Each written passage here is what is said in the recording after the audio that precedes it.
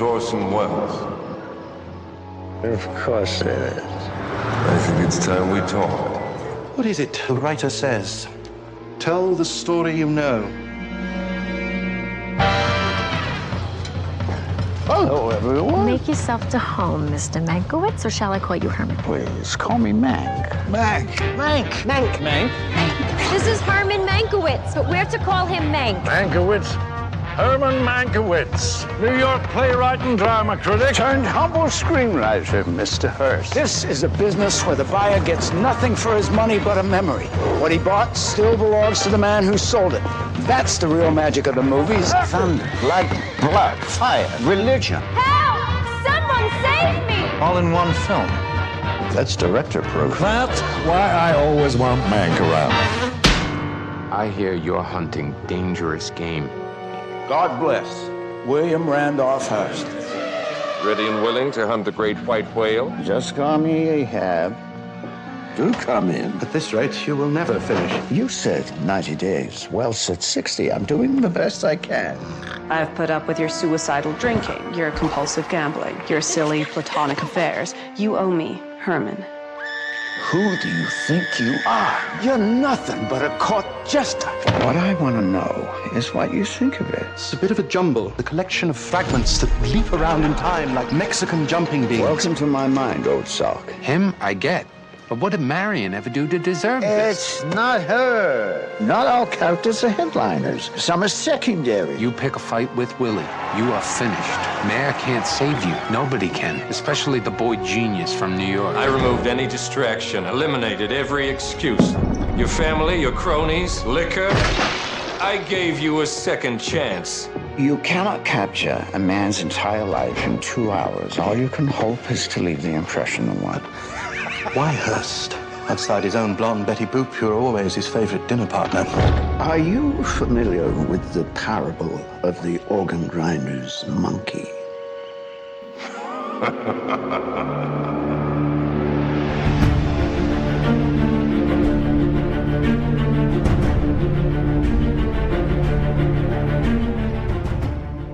Welcome one and all to the show. You are listening to The Film Board from The Next Reel on True Story FM. We spoil movies, and this month we're digging into a film that explores a deep story of old Hollywood. Netflix released Mank on Friday, December 4th, about Herman J. Mankiewicz and his part in the creation of Citizen Kane in the 1930s. David Fincher directed it, and it was written by his father, Jack Fincher. It's also wrapped together in a stylized black and white delivery that harkens back to the original subject matter. At The Next Reel, when the movie ends, our conversation begins, and you can get in on our conversation by connecting with us on Discord. The True Story server there is a platform for discussions about all of our show content and more. There are entertaining factoids and debates from the entertainment industry as a whole, and interacting with us there will connect you to movie-minded fans from around the world. Check out all the details at truestory.fm. There you can find lots of information about the network as a whole and juicy details about the Next Reel family of film podcasts. So let's start with this one. As we introduce our hosts, I think it's important that we kind of get a sense of what we know, the group of us know about Citizen Kane and what it means to each of us, because, you know, that's the subject of this film. So how about it? Tommy Handsome, when did you see Citizen Kane and what are your feelings about it? I first saw this movie in high school, which is a little bit late for being a big film buff. But I saw it in high school, shown to me by a guy named Joe, who continually, it was one of my, a guy named Joe. Hey, kid, I got a movie I want to show you. Come here. Hey, extra, that's a movie you want to watch. And it was one of my first experiences that I remember someone watching me watch a movie. Oh. Like he was just sort of, because he was a huge fan of Citizen Kane. And so he was watching me be like, do you see how he did that? That's not possible. The desk disappeared. Did you see how he did that? That was filmed from below. And it was also my first entry into how annoying certain people can be about old movies. If I'm being honest, to quote my old roommate, Brian, Citizen Kane isn't the best movie ever made. It's just the first movie ever made. I have enormous respect for it. It is not one that I watch for fun. I'm glad it's there, but it's just sort of, it's its own thing. Got it. That's a great story, actually, to talk about Citizen Kane, because I think our generation is going to be kind of in that group as well. Steve Sarmento, welcome to the show. What's your Citizen Kane story? So it's also a high school experience. I had a film studies class in high school. It was like a 1 semester elective class, and I was working at the video store and just had heard so many things about this film and watched it and really, really enjoyed it. I didn't know a lot about the technical firsts in it, but just the nonlinear storytelling. There was just a lot of visual things to it that stood out to me. And it's one that, it was shortly after I saw it. It was probably within the next 10 or 15 years. I mean, I guess that's not shortly, but it was the number one film for like all time on all these surveys. It kept showing up as number one.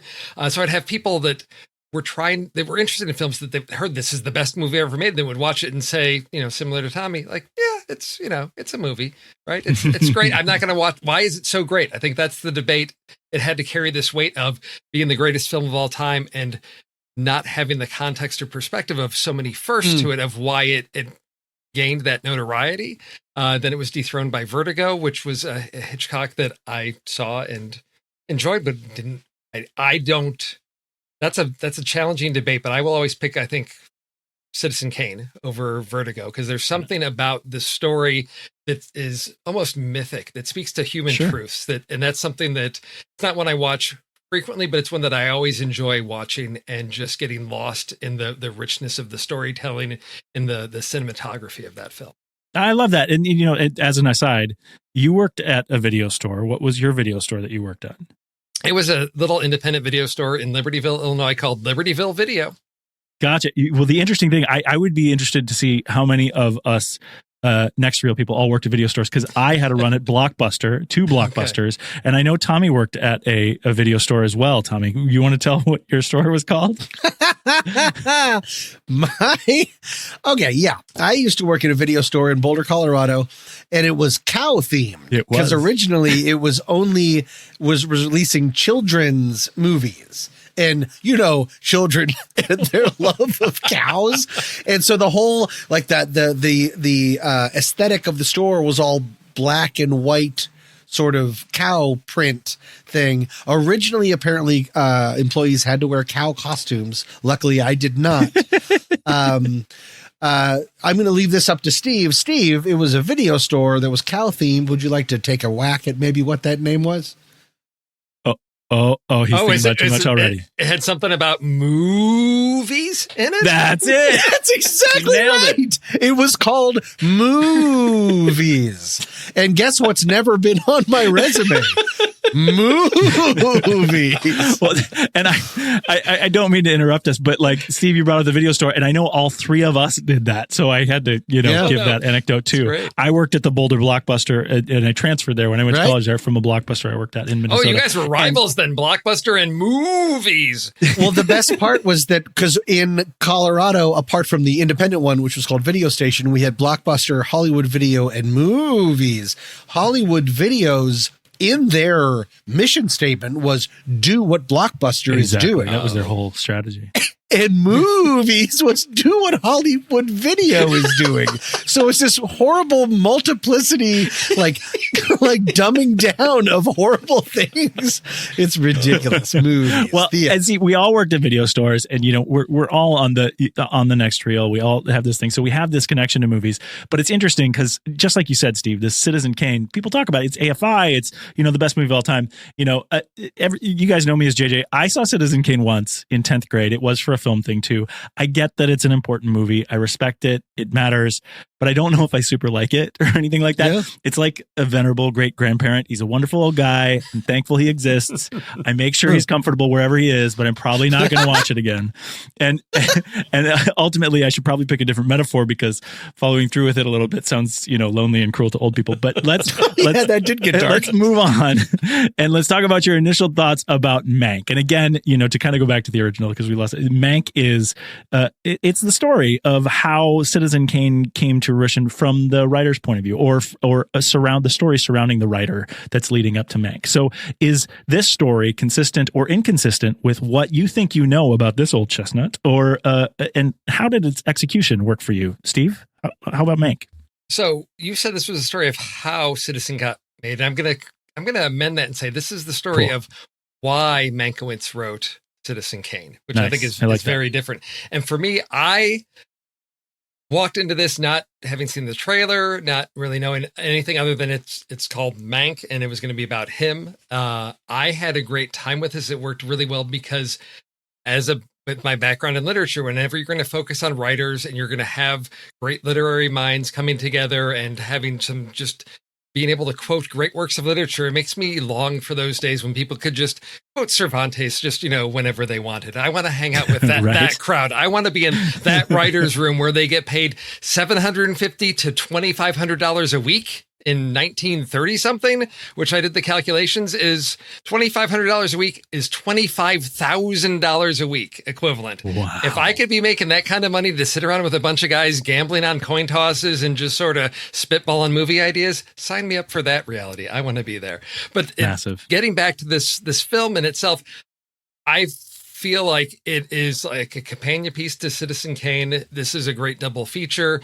The look, the feel, everything. I fell in love with the way Fincher just built this movie, for all the little details, knowing he's shooting it on 8K digital monochrome. So it's all black and white. There was no color information that needed to be removed, but yet he goes into the detail of putting in the little cigarette burns in the corner of like when they would signal the change of reels. All those little things made it feel like a movie of that era. And I loved every moment of that, because it also was able to speak to me in 2020. We can get into what this movie is really saying or how it might be speaking to us across the decades from these characters. But it did all of these things. And to me, it's not, Citizen Kane is the donut hole in the middle. Everything works around it. You don't need to have seen Citizen Kane, I think, to really enjoy and appreciate this movie. There's going to be Easter eggs and references. I don't know that you need to know a whole lot about the history of Hollywood at that time. I think it works on a basic level, but the more you know, I think the more little bits of pleasure and joy that you're going to get out of it. Cool. That's a glowing review. I think that's awesome. Tommy, what was your experience of Mank? It's interesting that, Steve, that you think that there's not that you think that it already sounds so combative. It is not intended at all. You like bananas, but it's interesting that you think that anyone cares about what you say. No, that's not at all what I meant. I found the movie very challenging in a really good way. Yeah. Meaning that I don't think that you need. I feel like here, we can get into whether it's important that you've seen Citizen Kane or what you know about old Hollywood later. What I should say is I had an enormously great time watching this movie. I do think it is overlong. I do think that it works. At one point, to what Steve was talking about, I felt at one point that it was two movies in one. Yeah. And I didn't understand the connection until I really did. And then going along with Steve, its connection to now is so timely. Yeah. It's ridiculously timely. I assume that that's maybe one of the reasons, not why Jack Fincher would have written it back then, but why maybe David Fincher, his son, would have maybe wanted to make it now. Yeah. I just think it's incredibly watchable.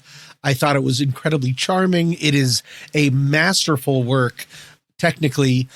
I had a little bit of trouble sometimes with its main character of Mank, just in that he sort of becomes a Zelig or a Forrest Gump at times, albeit incredibly well spoken, but I never really got a sense of him. Yeah. The movie is called Mank. It's about Mank. I never really understood him that much. It doesn't really seem to care about him. It's using him as a vehicle through history to talk about and there are good sides and bad sides. Either way, how I would just sum up my initial thoughts is I had an enormously good time watching the movie. I'm not sure exactly how much it stuck with me. Okay. Well, I think that the point that you make about Mank is really interesting too, because I hadn't thought about that, but everything we learn about him is really, because it's his story, it's just there's stories about him as opposed to him as a person. And I think that's really interesting to think that maybe the greater point, or I shouldn't say greater, but the additional point about the film is more about what they want to convey through telling Mank's story, as opposed to the story of Mank as a person. Which is incredibly meta for the movie. Right. In itself. Right. Yeah. My feeling about the movie. So I really, really liked it too. I enjoyed everything about it. I thought it was technically marvelous, and I haven't seen a lot of black and white films, so that I thought was really kind of special. I found myself questioning as I go through, if everyone's going to like it. And that's why I think, Steve, you bringing up the point of, what people need to know going in. I want to talk about that more deeply too, because my assumption was just because I love film so much and learning about the differences and the lore and the past and stuff, that's the kind of stuff I really dig. But when I think about who I want to recommend this movie to, I think I might struggle with that. But I want to get into that too. I think that from what we're all saying, we each had somewhat of a different take on the movie, but we all liked it a bit too. So let me give a quick synopsis of what we are delivered in Mank. And I still haven't figured out if it's easier to write these about fictitious stories or if those are based on reality. My theories about it kind of back off all the time, but I'm going to... Yeah, you're going on a real roller coaster. I'm going to give you this one, and then I want you guys to, just like you said, Steve, I want you to amend me if you find something here that's different. So Mank, we've talked about Mank now, Herman J. Mankiewicz is a screenwriting drunk that is hobbled in a car accident. And in his I say that to start this off because they make such a big deal of his drunkenness. So sure. I think that's key that we learn, right? So Mank is a screenwriting drunk that is hobbled in a car accident, and in his convalescence is commissioned to write a script that will mock one of the most powerful men in the world in the 1930s. The film intercuts this harried mission with historical vignettes of Mank's relationship to that man and the world he is working to both expertly and creatively expose with a piece of art spilling connective inferences of power and corruption turn after turn. The challenges of Mank's creative process, imbued with his alcoholism and sharp eccentricities, lead to crises that reveal the man's character and bring him along the path to what he believes is a righteous conflict with the subject of his piece, the world he lives in, and ultimately even the patron of his commission, Orson Welles. How'd I do? Wow! You are the Mank of this podcast. Well done. And that kind of puts into, like the amendment you're talking about, Steve. I think it's key to say this is what the story's around, but are there additional things that we need to say about what happens in the movie before we get into more details here? I think you get onto it, and I think it's a valid point of it's titled Mank. Is it really about him, or is it a story that he's central to? And I think it comes down to there. I think one of the flaws, is that we don't get enough about the man because, as you say, he's this, screenwriting drunk. We don't have a sense of his technical prowess, really. There's nothing. Oh, he gambled too. Well, he's a gambler. Yes, he's definitely got a gambling problem. But we see a lot of scenes where he's writing. We get the sense that he's this talented writer, but we don't have the sense of that from any of the flashbacks of here's this notoriety he has. Clearly, he's got a position at the studio. He's in a very talented writer's room.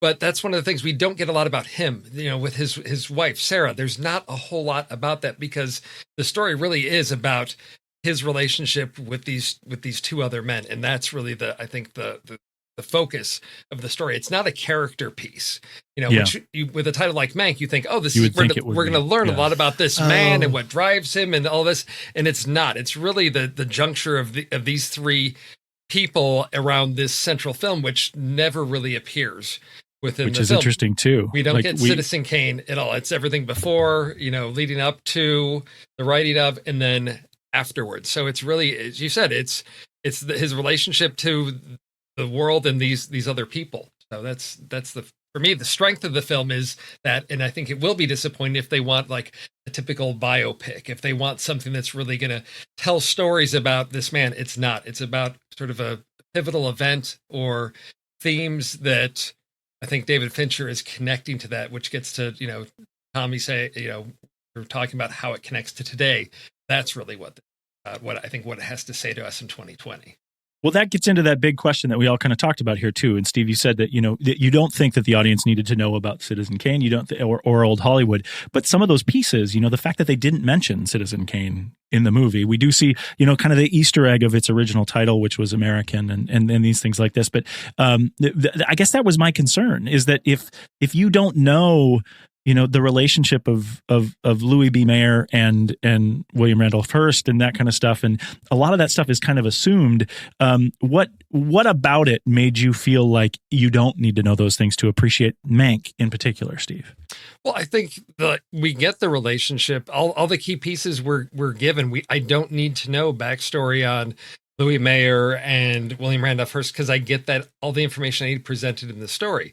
The Easter egg things are, when we get introduced to the writer's room and we were naming up, S.J. Perlman and Ben Hecht. And I'm like, I recognize these names. Then I'm digging into Wikipedia. I'm like, holy cow, the things that these men wrote at that time and the talent there is amazing. But that doesn't matter to this story. And I think it's, for those that know the era, it gives credibility. It honors that era, but it's not crucial to the story. Anything that's crucial to the story, I think, is present in the narrative. So if I didn't know who Louis Mayer was, I get that through what does MGM stand for? It's not Metro Goldwyn Mayer, so it's telling me, and then that, it gives the Yiddish of it. Yeah. What he thinks it stands for. So I get all of that. I think a high school kid, just as we, as high school kids watched Citizen Kane, which was, 30, 40 years before us, and being able to figure out and understand a story about a man at that time, a story we didn't know was William Randolph Hearst, perhaps at the time, unless someone told us that.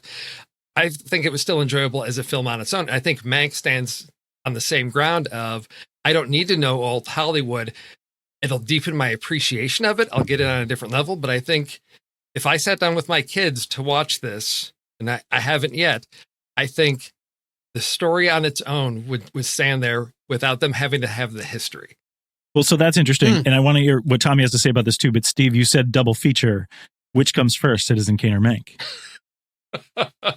Okay, you think on that, Tommy. Yes. So what do you need to know about old Hollywood? What is in your opinion, what do you need to know about old Hollywood when you come to Mank?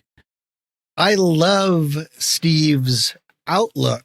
I just don't know if I believe in it, that this movie seems like inside baseball, and it seems he likes but it's it feels, it's so quick. There were times, and I am old Hollywood not adjacent, that means I'm dying soon. No, I mean, I'm old Hollywood knowledgeable, and yet there are times that I was so glad I wasn't seeing this in the theater, ironically, because I could turn on the subtitles. Right. They're writing, it's this His Girl Friday. Oh, I hope that's what it's called. It's this very fast, very non-normative, non-realistic kind of dialogue where everyone has the perfect kind of quip, the exact perfect thing, and they call William Randolph Hearst by like 6 different names. Yeah, Willie, W-R, yeah. W, Willie. It's rough. If I didn't already know about some of these things, if this was all, for me, I feel, if all of this was completely fictional, made up of people that weren't real, and I was given the names and the relationship to the names that I was given, I would have been up creek. Is that a phrase? Yes. Now I'm wondering what if there are real So phrases. it's like you watching the Hobbit films, right? Is Is that what you're saying? It's like watching the Hobbit films. You get all these proper Sure. nouns that you have no context for, and you get lost. That's actually, I don't know if you're joking, No. but that's exactly right. He's not. Yeah. No, that is because it's so name specific. Yeah. Okay. It is. And such strong things that I would have been really in trouble. So I was just lucky enough to know that, like, oh my gosh, is she playing Marion Davies? I knew that going in, and I knew about the whole thing about Citizen Kane and Marion Davies. And immediately I was like, oh, Amanda Seyfried, you're about to be thrown to the wolves. Right. Like, I brought this stuff to it. Yeah. And I just don't know, again, what I'm saying. I'm not disagreeing with Steve. I wish that the situation exists that Steve presents. I just don't know if I have confidence. That might go performance by performance too. So for example, for me, I knew nothing about Marion Davies. I knew some stuff about Hearst, very little about Mayer, but I knew nothing about Marion Davies, and yet her performance was spectacular for me. I was very impressed with what she did here. But Steve, wait, do you have an answer for which comes first? No, I think it's gonna have to be Citizen Kane first, because there's a lot of visuals, not because of information, but there's little like Easter egg moments where I think Fincher's referencing things, and he takes it, and so you're gonna see that piece, and I think you need to honor that. Yeah. Interestingly enough, when you first mentioned it in your intro, in your initial thoughts, I had put them in the other order, but as you were talking, the reason why I asked the question is because as you were talking, I was like, oh, if they go the other direction, that's wonderful. So you mentioned another thing. You said that you think that everything's up there on screen. One of the things that I've read since watching it is that particularly with Mayer and Irving Thalberg, who was running the studio, that a falling out between Thalberg and Hearst is what led to Marion Davies leaving MGM and going to Warner Brothers. And like that little tidbit, maybe you guys can correct me, maybe they mentioned it, but that scene of her leaving the lot and doing the big farewell and all this stuff, that was used for a completely different side of the story. It was sort of on an island. Right. For a completely different. No, I agree with you, JJ. Yeah. There was we were taken away from any of the interstudio politics. And that's the weird thing that I would say about this, in that you don't need that for this movie. So I'm agreeing with you to that point, Steve, but the historical record is not 100% clean, right? And so then I come to this question of when we come to this movie, and I've had this with all these historical movies that we've been watching during the pandemic, but is this a movie to teach us what happened? Or are we just here to get a take on what the writer, what Mank's point of view was here? What's your opinion on that? So I don't think because we've talked about this Chicago, the trial of the Chicago 7 of like what's real, what's not, what serves the story. And I think it comes down to, it's the context, it's a historical context for communicating a message to us in this year. So yeah, I read some of what things were changed, because I know everything is not as is, because it would be really boring if we stuck to the absolute historical record. So we have to contrive some scenes. So how do we condense time? How do we have to recontextualize Marion Davies leaving so that we've got a reason for that scene, because it's something that's important, but we need to tie it into Mank and what's going on with him. And so that I will never say this is a history lesson, because that's not the case. And so it's going to be about, is it doing what it needs to do in service of the story? And because for me, the message is always of primary importance. What is Fincher trying to communicate? He has some reason he wants to tell the story. If I understand that, then everything should become clear as to why all these things happen. What are the reasons for these scenes? What is this telling us about Mank? What is it telling us about the theme of the movie? And that's what, for me, is always the driving factor when as an audience, as I'm viewing a movie, which may be completely different from what Jack Fincher wanted to do and what David Fincher wanted to do. I'm an independent, viewer, and that's my take on it, in my opinion, which could be drastically different from what he's intending to do with this film. But for me, it's really about why Mank makes the crucial decision he does to write the story that he does. And that's great. And I think that's really what we get presented with here. I think that's important to know going in. And you say that he chose to tell the story in this way to tell a message today. And Tommy, I know you were talking about some of the parallels of what we're seeing in this story to some of the economic inequality that we have today. Are there ways that you think that, that the rise of media politics and those things are connected in that story of what we're subjected to in 2020? 100%. I mean, there's when I think maybe I meant to mention, I don't know if I actually said it out loud, but it felt like it was two movies for me at one point. Did I say that out loud? Yeah, that it was the making of Citizen Kane, and then also the political aspirations of Upton Sinclair, writer of Oil, and the what was the big one? Jungle? No, that's yes, Truman Capote. The Jungle. Yes, The Jungle. Yes. You're exactly right.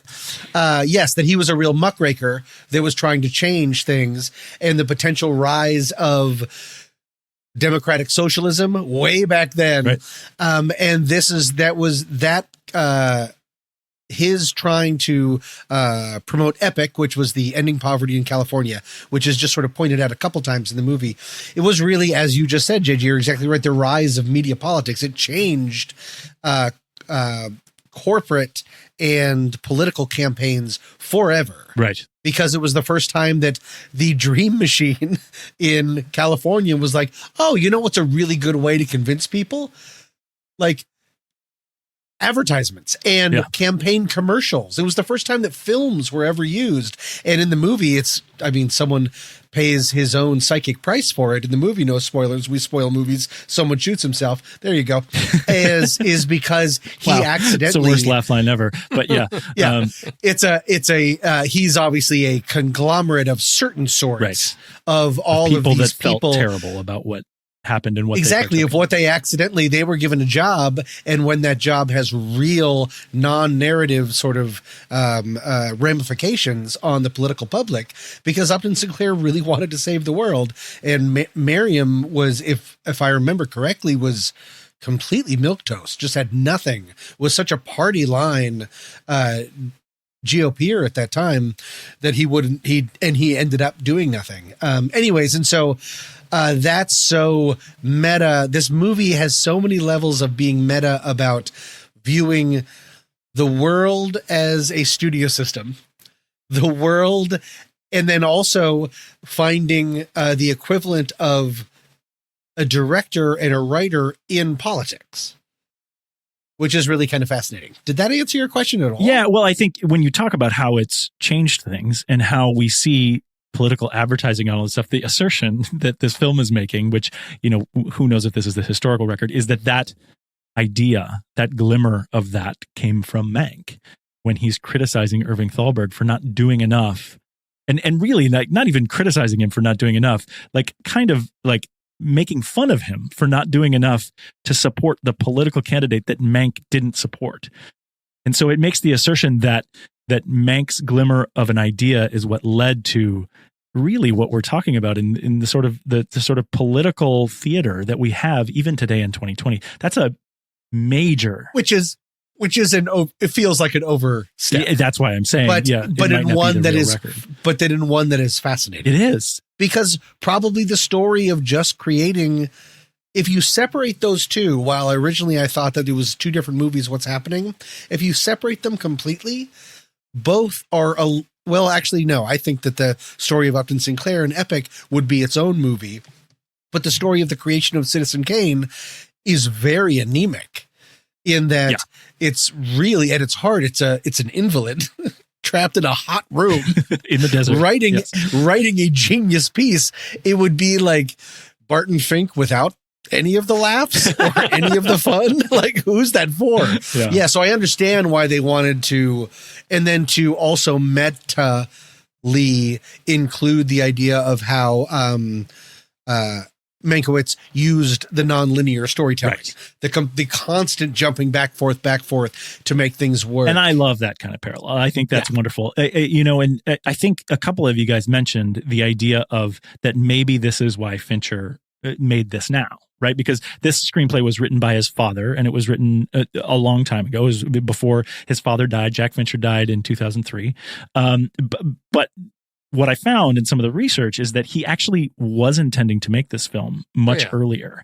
He had thought to make this. They actually had it cast, right, with Kevin Spacey as the lead and Jodie Foster as the other lead, which I assume was maybe the typist. I'm not exactly sure what role she would play, but I think that's a completely different experience to be told in pre-2000s culture, U.S. political culture, and the stories that we're connecting it to today and talking about the rise of political theater and what we're experiencing today. I think it makes it a much richer story. I'm happy that they made it today.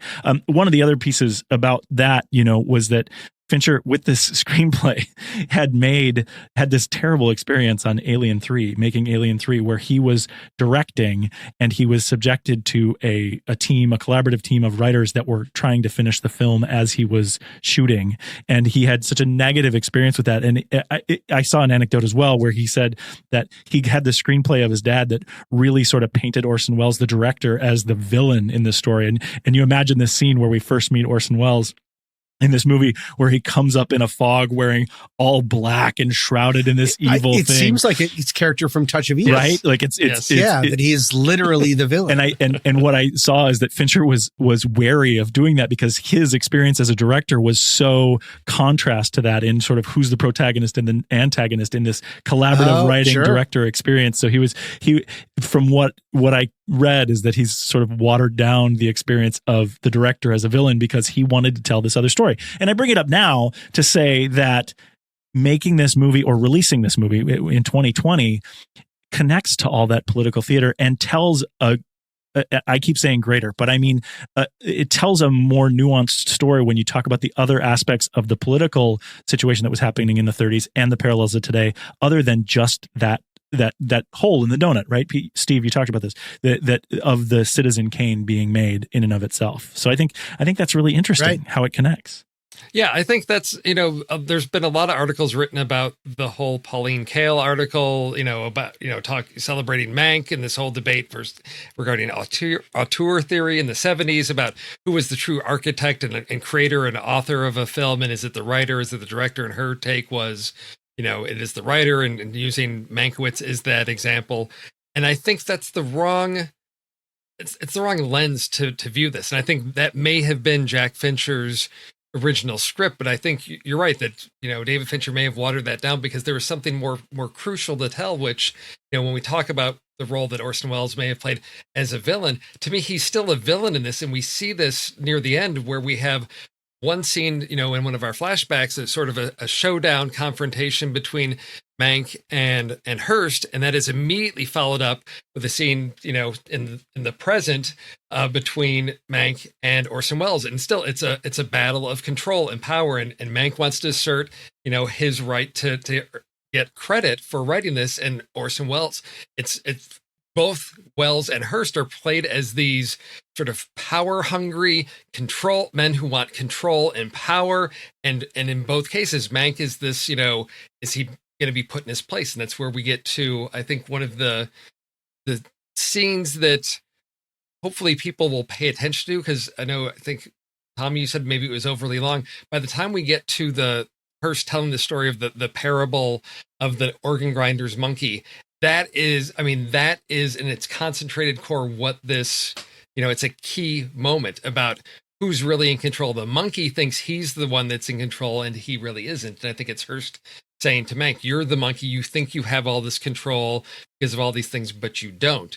And then we see him later on then trying to, I think, exert that power within what, in his conflict with Welles. And to me, that's the dynamic that this film is about. And that's gets to why, the why of the whole story. It's not about, who's really, is Welles really the author? Should he get credit? Should Mank get credit? To me, it doesn't matter, because we got a great piece of art. And I think all great art is truly a collaborative effort. And it's really about focusing on what's going on with Mank and his relation to the power structures, in Hollywood at that time. Well, and I think I agree with Tom a bit in that scene in particular ran over long, but that scene is where you get that connective tissue to Citizen Kane, right? In that they pre-sold the parable of the organ grinder's monkey with the vignettes fading to black, and then they pay it off in the end with Hearst finally asserting himself and coming to the table saying, here's why you're in my orbit, that kind of thing. So no, that really that's an elegant way to put a spotlight on it. So when you hear, have you heard in a movie that moves so fast with so much dialogue? And again, if it helps at all, I was never saying that scene was overlong. I was saying the movie, the film in general. Yeah. The film in general is overlong, where about the movie had gone for 2 hours, and I was like, this is really good. They're probably wrapping it up. And then I pressed pause, and it said there was an hour and 11 minutes left. And I was like, what's happening? Because I'm enjoying myself so much.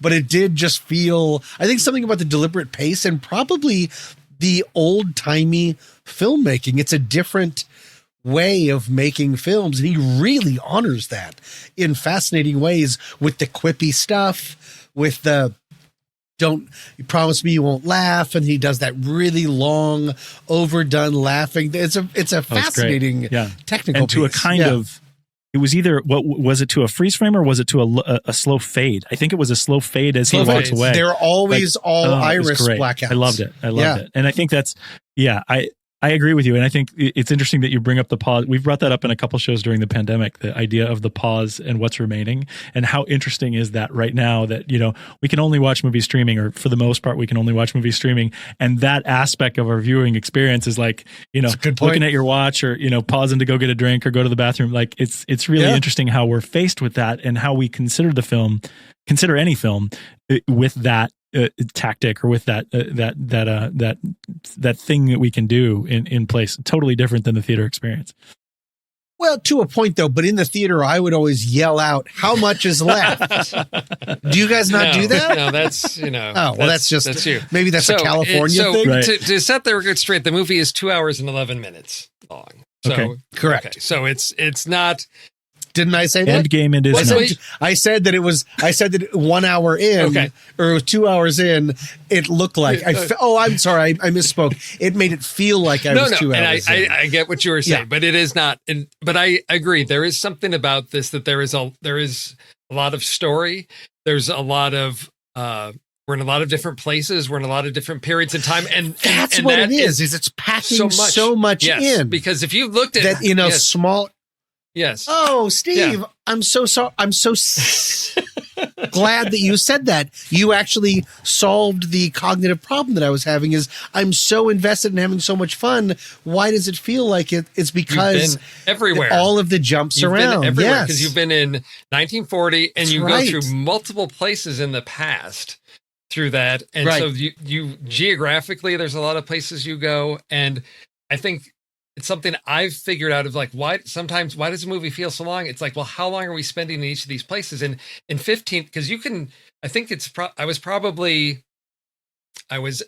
an hour in because it's the scene where Mank and Marion Davies are outside. They're having their conversation. He's doing his clever wordplay and quoting Cervantes and all that. Oh, after her meltdown at the her faux pas version of the meltdown. So I catch something. I catch that little, up in the corner, and I don't know why I caught that little cigarette burn mark of like when they switched the reels. And I thought after I finished, and I saw it through the rest of the movie, and I thought lots of times, okay, I'm like, he didn't start doing that 56 minutes into this movie, and I'm like, why did I not catch it earlier? Because there is so much going on, and that scene goes. The first slower. one was in about 21 minutes. It's which is typical for like what a real film is. But it was the fact that I didn't notice it because there's so much going on, so much to pay attention to.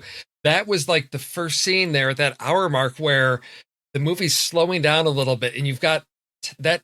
They're doing their walk and talk, they're out there for a while. Yeah. Whereas everything else was a lot of information, a lot of new characters, a lot of things going on in that first hour that can make that feel a lot fuller, a lot longer. Interesting. Than it is. And that's a great point. I'm really glad that you guys are having this revelation. And one thing I want to say to that, doesn't that feel like Citizen Kane? Like that it's loaded with stuff. Oh, yes. Right. Yes. Right. Like that's the idea. Like and that's the weird sort of parallel to that. You also brought up this sort of old timey storytelling too. Steve, you mentioned earlier that it's on 8K digital monochrome. I have to ask you, you guys, I think are maybe smarter in the technology for me. Is it possible that my TV had difficulty handling that? Well, no, this is what I read because I've read a couple things, interviews with Fincher where he talked about technically what they were doing. We'll get to the audio mix later. That was another thing that took the longest. But he said what they did is they wanted to recreate the look of film shot, like in the 40s. So they were softening things. So they didn't use the full range of 8K. I think they rezzed things down. As my wife, I was showing her bits and she's like, wow, they're really blowing out the whites on some of those. So I think they had to knock stuff down. They knocked a lot of stuff down to get to that look and softer. Feel.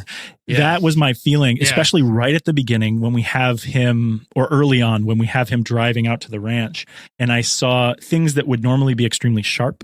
I saw like dust, for example, or these things that you would feel would be crisp on screen. It looked as though it were glitching my screen. But I think the point you bring up is really key in that they were softening it on purpose to give it a more homage type feel to the old thing. So that makes me feel better because I was nervous that I just couldn't handle my HD download of the movie. I mean, it's there's always the possibility of the software and Netflix and which version of the app and what device you're watching may have issues with some of that. So I watched it in my sort of man cave here. And one of the things I do occasionally is when I really want to get into a film, I've got my Roku hooked up, and my Roku will let me put my headphones on. So I can really, if I want to immerse myself, I put my headphones on. Oh. What I noticed, when Houseman comes in to talk to Mank in the house, and I'm listening, and I'm like, what is going on? I can almost hear the echo in the room. The sound felt very flat. I'm like, why? I'm not, it's not a surround sound experience. And it's one of the things Fincher talked about is the audio mix of going to like mono and flattening things out so that it's all like one track. He said it was one of the things that took them the longest to do that. But if you go back and listen, and depending on the sound system you've got set up, or if you want to plug in your headphones, listen, and you can hear, it's not like they're mic'd really well. It's like we've got a microphone planted way up there and it's just catching everything. So we're getting echo, reverb, something. And it just, again, added to that sense that I'm watching a film that was filmed then. You know, I mean, that's the score.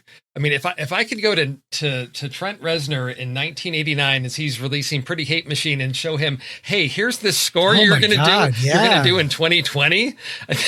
You know, he'd be like, what are you talking about? Why would I do something like that? But it's amazing. It feels so much of the era. Apparently they were limited to instruments of the period, but everything in this, I thought the score was masterful. I was so happy with the music. I thought in every scene it matched exactly how I was feeling. It's definitely the best score I've heard of 2020. I'll say that. And I think I don't remember a score meaning so much to me about the feelings I was feeling in a film for a long time. I'm really happy about that because I think I think Fincher and Reznor work together, right? Yes. I mean, they work together, but the fact that they are on the same page creatively in a way that makes me just happy to take in the movies as it comes there. And we're jumping a little ahead a bit to the music, but I think it's totally appropriate. It's the collaborative piece about to me, it's all about immersing you in an era, and it's the way everything looks, the way everything sounds, so that it feels authentic to that, because it doesn't feel like a film made in 2020. It feels like a film. And I know that's what Fincher was striving for. From, you know, even the opening credits, it's a film that was made the year that Citizen Kane was made. How do we create that for the audience? And for me, that's one of the things that brings me such joy in this film, is being able to just really feel that place in time. I 100% agree. And also it is very much in the writing. Oh, yes. Of whether it's the older Fincher or noodling, to use her words, noodling that have been done later. But there's little parts of, like, during that very long scene when when Mank is walking out with Marion Davies and they walk by the monkey cage in Hearst Castle, and she goes, nobody makes a monkey of W. Like, there's such a W.R. Hearst is the rich, and they both go, ha, ha, ha, ha. Like, it's not totally funny, 1930s. But it's so of its time. Right. Like the writing, the insistence on always showing that's from the exact same shot every time a car drives away from where he's sequestered, because that was a kind of a cool shot back then. That was like a lot of things. It's a fascinating look into really doing what Steve and you were saying, of like immersing you back. And that's one of the reasons I think I found the film so entrancing and also somewhat relaxing. It is not a relaxing film. It has one of the most terrifying parlor scenes I've ever seen in my entire life. Not even the one where he shows up drunk. The first one. When she makes her faux pas before they go out for the monkey scene, when every single sentence is right on top of the other, everything is a spotlight. Everything is like, I mean, it's social anxiety played to the max, and done in a way and filmed in a way that is amazing, where everyone in this social conversation at this party is on stage. It's really wonderful. 100%. And it's entrancing in its terror. Right. I mean, that's really wonderful. And that's, you know, we talk about, I think the script is wonderful, you know, but the other thing about it that I want to bring into it, that's Jack Fincher. That's the elder, right? How is this a David Fincher movie? I also I like what you said. I like that it embraces the corniness. Yeah. What we would now call corniness of that era is what I wanted to say. How is this a David Fincher film? Well, it's first and foremost, it is a technical masterpiece. Yes, it really is. I see that as well. Do you see Fincher's style at all? I mean, because obviously he's going to a costume party in the 1930s, right? In his direction. So what is Fincher in the 30s versus somebody else in the 30s? Where do you see Fincher come through in what we're seeing on screen? Ironically, it's the warmest movie I think he's ever made. Interesting. And that's just kind of because you think of warm sometimes with color. Yeah, exactly. Which is kind of, but it's the warmest movie I think he's ever made. It's still weirdly Finchery cold in that you don't, as I already brought up, you don't really get a sense of Mank as a person. He is a vehicle to move things forward. But those are the first two thoughts off the top of my head. Steve? For me, if I think of Fincher for this one, I go to Social Network, where it's an examination of a person and power and corruption. And because it's a lot of his other, one of the things I saw was like, typical Fincher fans are going to be disappointed because it's not a gory, detective serial killer type of thing. And I know that's, Seven and his series on Netflix, Mindhunter gets into that.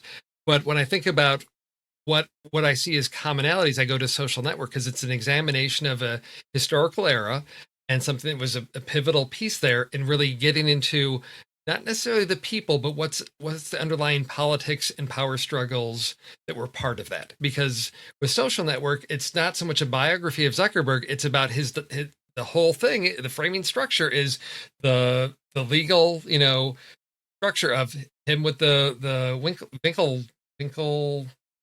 Winklevoss, yeah, the Winklevi, right?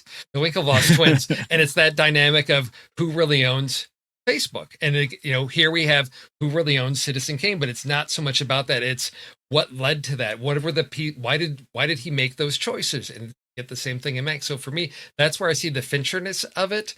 Unfortunately, when you do that, you're taking Jack Fincher and you're holding him up against Aaron Sorkin, and so that's you can't compare writers like that. But I think in terms of the style, approach, all of that, I think thematically, that's where I would see the similarities. Well, and I think that's great. The one thing that I wanted to jump ahead, usually we move on to cast after this, but I wanted to mark the cinematographer on this movie as well, and that's Eric Messerschmidt. And he's worked with Fincher a lot, but not other than Mindhunter, which he's done here with TV. His other stuff is gaffer work. So he was a director of lighting. He was a lighting technician on Gone Girl and he and Ant-Man, which I think is interesting too. But it's like he's the DP on Legion, which is one of my favorite. Yes. He did 3 episodes for Legion, but that's one of my favorite shows on TV. But you look at his credits, and the majority of it is not cinematography things. The majority of it is other things. This feels, and I don't know the backstory enough here, but it feels like Fincher given one of his guys a shot, and I think it's beautifully done in the camera here. Like I'm really excited to see this guy coming out and doing this stuff when the bulk of his background as a DP, as a cinematographer, is in TV. Like this is a great first, and it's not a first movie, but it's a great big movie for him to jump on the scene when he's been doing all this other work. It's really exciting. So I loved the camera in this movie. I did too, but that's interesting that you say that of giving someone a big shot. This movie is beautifully filmed, but it is also on purpose hampered by they seem to almost completely be using older technology. Right. Meaning it's all just little levers and maybe a train track shot, maybe a dolly or something like that. But so maybe by robbing him or her of all of the possibilities, they can really nail the stuff that matters for a movie like this, which is like lighting, which is like all of that kind of composition instead of having a Paul Thomas Anderson, the camera can be anywhere, or like a insane, what's his name? Hobbit Magoo. The camera should be everywhere Peter Jackson. at all times. Peter Jackson. That's the one. Would you guys, so now I didn't see this movie, so I'll need you guys to, but how would you compare it to a movie like The Artist? I haven't seen The Artist. You haven't seen it either. So, I saw The Artist. Yeah, I mean, that's the kind of thing, right? Where it's black and white. It's if it's of the time, I was still blown away with it. I think your point is well taken, Tom, in that those handcuffs that they gave themselves probably limited them in the terms of creativity that they do. But the homage that they take in those leaps, I think, is valuable enough for me in appreciation of the film that I was 100% extremely happy with what I saw. Oh yeah, I mean, I think you have a template in Citizen Kane of what you need some of these shots to look like. And the one that stood out to me, and there may be more. It's been a long time since I've seen Citizen Kane, but the most obvious is that night. It's early on when Lily Collins, the transcriber, she gets the letter from, her boyfriend, he's missing. And then Mank, goes on his little drinking binge, and we've got the shot of her down in her room, come walking into his room, and then the bottle drops out of his hand. And then we get the shot there by the bedside, which is like replicating the opening scene from Citizen Kane where he drops the snow globe. And it was things like that where I thought, please don't do too much of this. But that gives me the feels for this, because it puts me right in there. And I think there are a lot of those pieces where, they're replicating or they're inspired by things from that era. And I think that helps. One of the greatest things you can do creatively is give yourself limits like that, because it's going to force you to think outside the box. And they had a template to go by. You've got a whole era of films to be looking at. How would they have done this? And to recreate that, I think to not have done that would have been a great error, this film, because it would have, we'd been putting the camera, in all kinds of weird places. It would have lost that feel. And I think there's something about the richness, the lighting, because, we talked about the iris fades, but it's not just that. It's like, if you look, like the background lights go down first, and that, it's like we get multiple ways. It's actually also practical. Yes, we've got the way lights in the background go down, and then we'll get the iris. All of those things it's not just a quick fade to black. It is happening in stages, and it just gives it so much.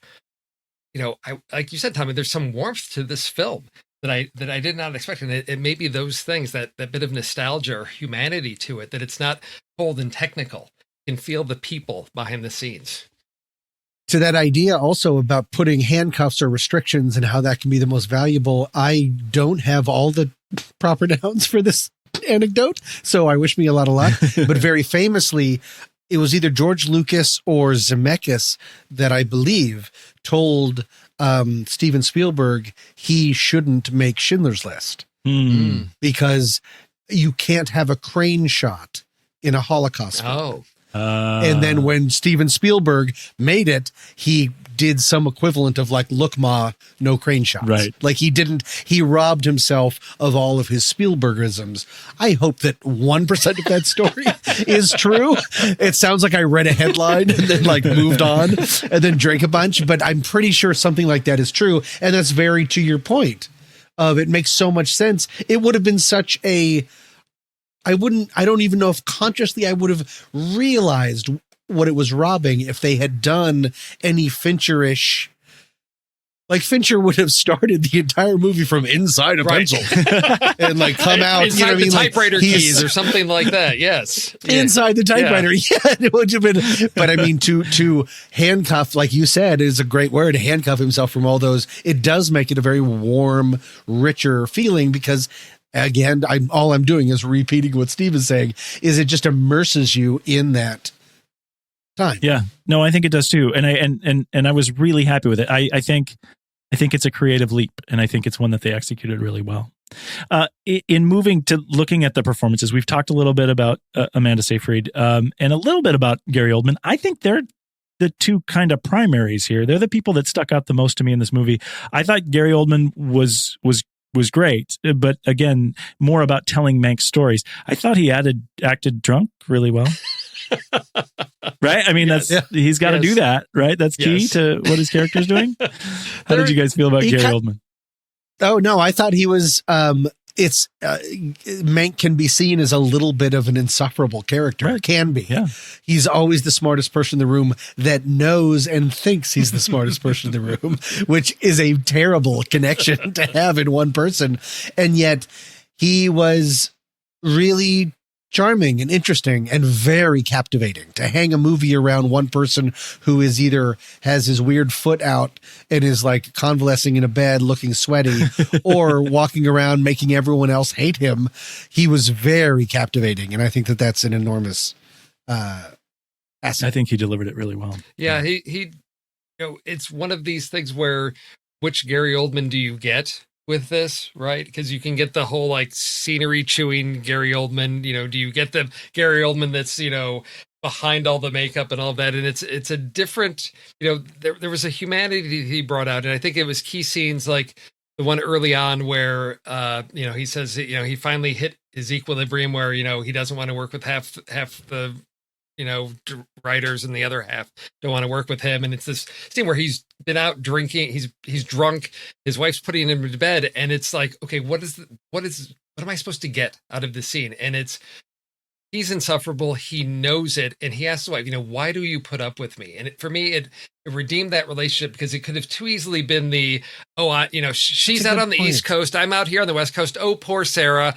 I'm, a womanizer. I'm drinking. I'm all, and I've got the old ball and chain back East. But that wasn't the nature of that relationship. And I think that scene had to happen early on so that we knew that he really legitimately cared for her. And so that whatever he's doing out West, we know that as strained as that relationship may be, there's something there. Because even later on, when we get to that scene, the parlor scene at Hearst, when Marion Davies runs off, he looks to Sarah first, and Sarah says, "No, you go, right. You go." Right. So it's he doesn't. It's not like, oh, I got to go. Like Marion's my friend, and I've got to. He consults the wife first. So there's. Right. I've been so conditioned by Hollywood movies that I was always being like, don't try to hook up with your creepy. typist. Right. Yeah, exactly. Yes. Don't do something creepy. Right. And he never did. Right. And that was just so refreshing and wonderful that there was never even really the hint of temptation. Right. Make Hollywood it was just the a growing of 1930s again, friendship. is what you're saying, right? Yes. Yeah, exactly. So I think, Gary Oldman brought that a good humanity to it, where it wasn't, I wasn't wondering, like, is he going to, which accent am I going to get? Is all that. I felt like, it was Gary Oldman. Is it an Oscar-worthy performance? I don't know that it's that. It may take me another couple watches to see, are there subtleties to this? What is he really doing with this character? But again, it's not a character piece. But I think, you needed a talented actor to be able to carry this film. And I think you're right that Amanda Seyfried those two are the ones that really carry this film. When we get to that scene at the end where, he asks for forgiveness if the movie comes out, and she says, forgive me if it doesn't. Great scene. There's Super well written. that relationship between those two, and he is adamant that the character in the movie is not her. That it's right. Everyone knows it's hers, but because they're friends. That's not Marion Davies. That's not who that is. And and it's he believes that. Does everybody else believe it? I debated this, and I thought, well, if he's got to create a character that is identifiable as Hearst, you've got to have this other woman there, and to know that he never intended to insult, at least in this story. Historically, what do we know, about their relationship? At least in this story, there was respect there. And to me, that helped with the relationship of these two actors with these roles really carrying this film. I love it. And I think, for me, the rest of the cast was kind of, and maybe it's because it's black and white, but somewhat nondescript to me. They were they felt more like bit players, and I don't mean that in any disrespect. The only other one that really stuck out to me is Bill Nye, not British Bill Nye, but Bill Nye the Science Guy, being Upton Sinclair for a kind of odd cameo when he's giving his speech there. But that was actually Bill Nye? Yeah. When I watched it, I was like, that guy looks like Bill Nye. Exactly. I didn't stay throughout the whole credits because I didn't know if there was a scene to find out if Thor gets another hammer. I'm always scared about post-credit scenes. I did for that reason. And the weird thing is it's kind of hard to watch credits on Netflix, but that's a whole different thing. So were there any other performances that you thought stuck out that you would want to talk about in that group? Yes, I thought that speaking of Sarah or poor Sarah, that in most movies would be a completely throwaway role. Sure. And A, the script worked to not make it throwaway, and B, she was captivating. Yes, she was. I loved every single scene she was in. She really gave Sarah just her own will, her own personality, her own thing, to not just sort of be a shadow or someone that exists in the spotlight of the man of the movie, which is outstanding. I thought she was great. And I thought Amanda Seyfried was great. We already said that she's, tied with a lot of rough of the time lines, and they're about to burn me at the stake, and I'm desperate for a Siggy poo. But it was all so perfect in context. Yes. Perfect in context. It was so perfect in context and so consistent. Yeah. And Sarah, she was just really good. Yeah. Sarah is Tuppence Middleton, which I refuse to believe that that's her real well, name. she was, she's from Downton Abbey. She's, from a bunch of different things. But I hadn't seen her before, and I agree with you. I really liked her scenes. She did give presence to a character that would normally not have presence. I think that was special. Right. I thought Arliss Howard as Louis B. Mayer was exquisite of being the worst person, one of the worst people in the movie. His walking speech was one of my favorite speeches in the movie. When he gets into this concept of the buyer, the buyer gets nothing for what he purchased it, but a memory. Like I was all over it. I loved everything about that, him describing the industry. I'm so glad that you brought that up, because the coolest thing about that speech for me is that it would have been very easy for Fincher or him or together to allow it to go into Cohen territory, like in the official Hail Caesar. And all of a sudden they're talking like Dateline. Right. They're like, hey, everybody here. But he didn't. He felt like a real person who just disagrees with the morals of the movie. Well, a real person that is living that power structure which he describes, which I thought was really just well done. And again, you compare it to a Sorkin movie. Yeah. It's that kind of speech. It's that kind of legendary speech where you pull it away and you go, oh yeah, this is the meat here in this part of the movie. And I love that. Yeah. Steve, did you have any other actors that caught your eye? It's always the challenge when you're dealing with real people of like, do you cast the best actor for the role? Do you cast somebody that's, bears a, physical resemblance to them? I think the other one is, our creepy, William Randolph Hearst, Charles Dance of Fancy. Just a really interesting person who we first meet Pops, and he's shooting his little movie on his back lot. But his introduction to Mankiewicz is, clearly the man's brilliant because he understands the power of this new medium of film. That Mank is like, why are you interested in in this thing? And it's the power of storytelling.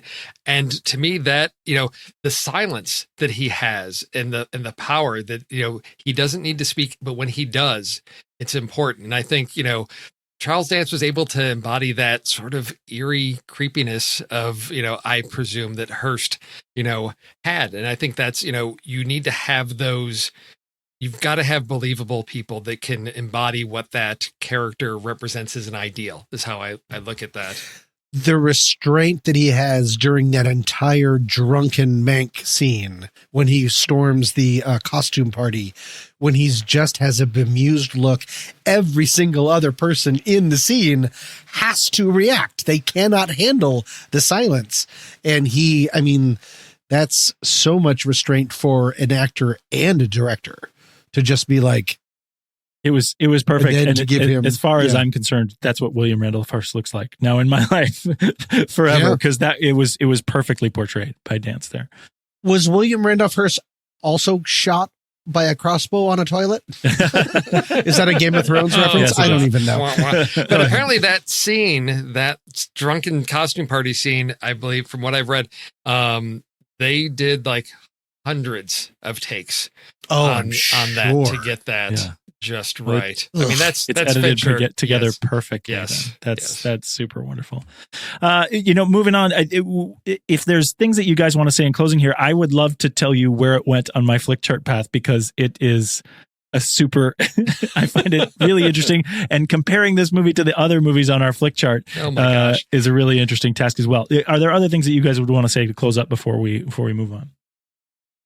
I'm good. I wish for a world where everyone that, even if you're not versed in old Hollywood or Orson Welles, that you're able to enjoy this movie as much as I was. There's nothing snooty about that phrase. It's just, I long for the world that Steve Sarmento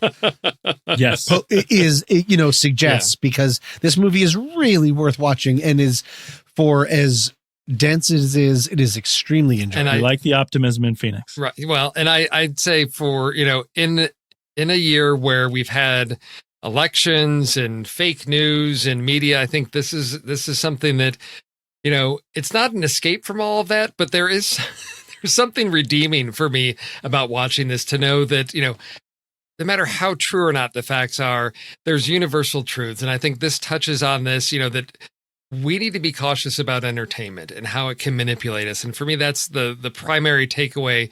For me, that's, Mank's realization is that, his tool, the power that is there in the studios and his attempt to take that power from himself. It's the whole like David and Goliath type of thing of the little guy trying to strike out against the big institution. And I think we're still in that place. And I just encourage people to go watch this. It's not going to solve any global problems, but hopefully it's going to spur some discussion. And if anything, if you haven't seen Citizen Kane, watch this, then go watch Citizen Kane and just really. No, we said the other way around. Okay, Citizen yes, Kane go first, watch then Citizen Mank. Kane and then Mank, and just really, I think enjoy an era of really good storytelling that can just take you on a nice journey. Well, and I think I like what you said. I don't know that it's the cure to the strife and the political corruption and the stuff that we're seeing today, but it may be some medicine for some of the symptoms. Yes. And I think movies like this can be. It can remind you that we've been dealing with this for a while and we need to keep going after it. So moving on to Flickchart, we've got all the movies we've talked about on this show ranked over at flickchart.com/TNR Film Board. Flickchart is a really cool site where you can create a tournament-style stack ranking of your movie preferences. So check it out and find out how your film favorites fare against ours. I said that all of the films that we have seen are there, but we're actually going to do a special member episode to make sure that we're all caught up, and I'm going to talk about that in just a little bit. My Flickchart path with Mank was that it beat Mr. Nobody. Now, Steve, these guys hadn't seen Mr. Nobody that we talked about last week. It lost to Indiana Jones and the Last Crusade. Interesting. And I just felt, Last Crusade's kind of epic for me. It beat Caddyshack. Yep. Lost to Brazil. Interesting. Lost to Black Panther, which I'm very attached to Black Panther. It beat the Disney Robin Hood, which I don't think is a surprise. It beat Contagion, and then beat Ocean's 12, which beating Soderbergh twice in a row for me is a big thing to say. Oh yeah, even when it's Fincher. So for me, for what out of what, it's 84 out of 244 movies there. So it's definitely on the top side. I'd like to hear if any of you guys, if any of those movies, sparked some controversy to you and where you would have placed it. For me, it put it at 3.5 stars and a like for me in terms of what I thought about Mank. How about you? Well, I will say that it came in very high. I don't have my exact path that it came in, but if you do your Flickchart and you click on Mank, you'll get some stats about Mank, and it will say, as of right now, it says 99 users have ranked it. It says one have it in their top 20. That's me. It comes in at number 18. Number 18 out of 659. And it is just below, huge. Just right under number 17 being I'm Thinking of Ending Things. So for me, it's a solid 4.5 stars. I just really love this film. It's one that I think is definitely rewatchable, and it just warmed my heart, in the cold month of December. Just the technical genius of this film, everything, and to me, just great storytelling, great dialogue. All those things came together and made it just a really, truly enjoyable film. Nice. How about you, Tommy? What did you think? I liked it. Perfect. What'd you rank it? Oh, I ranked it as 4.5. Oh, I don't have Flickchart. No, I know. That's what I'm talking about. You got a 4.5. Okay, letterbox. And a heart. And a heart. So you liked it too. And, with the math on that puts us at, let's see, 12.5 divided by 3. We're up above 4. We're like 4 and So you're right. It's 4 and some. I think I'm still weighing it down. Oh, no, because it's divided by 4. That's divided by 3. There we go. 4.166666667. There we go. Yes. What I would say about that is the reason why it happened the way that it happened for me is that when I put it up against movies that I found to be epic stories, I wanted the epic, fictitious stories more than this, which I still think this is it's a superior movie. But for me, when it would compare to those other things, that's why I have it down around a 3.5. I think it's a great movie. I am still interested to see if people who don't know old Hollywood or don't care as much about old Hollywood it will like it as much as we did. I would like to suggest if there was a time machine that instead of being called Mank, it would be called America, which was the original title of the original script of Citizen Kane. Isn't it the American? Because it's so much about American. Is it the American? Yes, I think so. Then I would like to change it and say it should be called Titanic.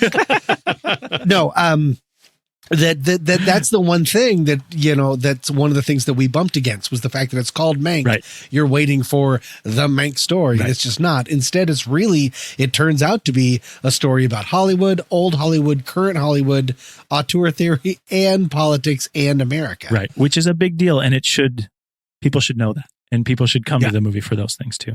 Oh, yeah. Okay, what's next? Where do we go from here? We are going to do a number of things, and I talked about this a little bit when we were going through Flickchart. There is going to be an official, the Next Reel Flickchart ranking of the Film Board movies, going back to our incredible re-ranking last June. We're doing it again. Well, no. That featured the five silly guys that made that an all-day slog, right? We're going to be on it again, but we're going to have new guidelines to make it more snappy and efficient. Oh, so it's going to be fun. It's going to be quick, and it's going to be enjoyable. We're starting all the way back at Where'd You Go, Bernadette? And this is to sort of update to where we are, and we're running right up here to Mank. So it should be a great review of the films that led us into and through the pandemic to this point. That's going to come up as a member bonus for the folks who are a member of the Next Reel, of the Film Board in particular. And it'll come up in December. How do you become a member again? You go to truestory.fm. You can learn about all the different shows within the network, and it'll show you how to join there. And it's really great with subscriptions and things like that. Also, there's a little Christmas gift for some people out there in the world. Wonder Woman 1984 is going to be released on HBO Max and in some theaters too. Are there theaters open, you guys? Yeah, there are probably some. Where? Not in California. Australia. Oh, right. Well, worldwide. So this is the thing. But the ocean. We're going to do a show about it because Wonder Woman 1984 is going to be a huge release, and just getting back into some of those blockbusters that are coming out, we want to talk about them. It's going to be great. So there's lots of new stuff planned for the Film Board, and it all gets started later this month. In the main show on the Next Reel, Pete and Andy are talking about the Underworld series, and I think they've talked about 3 of them. How many Underworld movies are there? Do you guys know? There's like 6, 5 or 7? 6. So many. They're making one right now. The Lycans and so I am not an Underworld fan, but it's great to talk about and everything that's there, because there is some really innovative stuff for action and action horror and that kind of stuff. So I think it's a really cool series. So check that out as well. I mentioned it a little bit in the show open, but I want to reiterate that a great way to keep up with all of us is over on Discord. Come find us at truestory.fm, like we just mentioned, and we'll get you onto the server where we discuss anything any of us or any of you find remarkable from throughout the entertainment universe. You can come join our fun film family. It's appropriately socially distanced because of the wonder of the internet. That's where we'll keep the conversation going. But for this one, say goodnight, Tommy Handsome. Good night, Tommy Handsome. And one more word from Steve Sarmento. Hondo. At the Next Reel, when the movie ends, our conversation begins. Till next.